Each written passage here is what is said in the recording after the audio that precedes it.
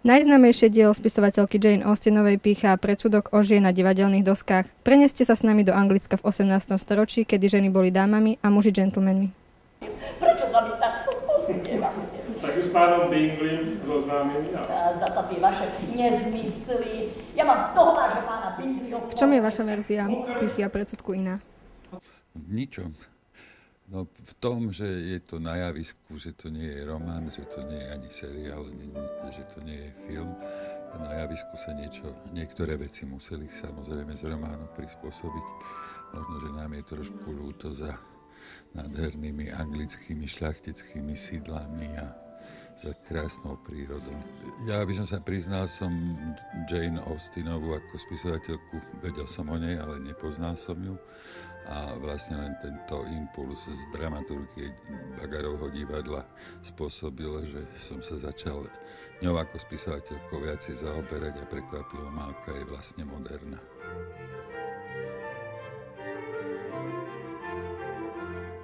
Spájate sa s niečím s Elizabeth Bennetovou? Máte nejakú podobnú vlastnosť ako ona?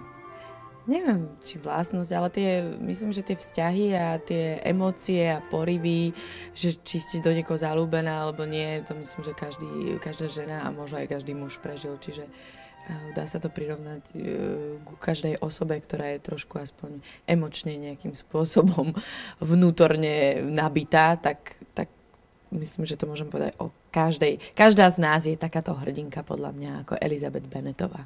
Vedeli by ste si predstaviť takýto život? Neviem si to predstaviť trochu. Asi by som sa veľmi nudila v tej dobe, ale možno, neviem. Ktorá činnosť teda vás zaujala z toho, ako trávili teda dni? Možno tie plesy alebo návštevy? Jednoznačne vyšívanie. Bežný deň Angličana v 18. storočí vyzeral inak ako naše bežné dni. Čo si myslíte teda o trávení času plesmi, tancovačkami?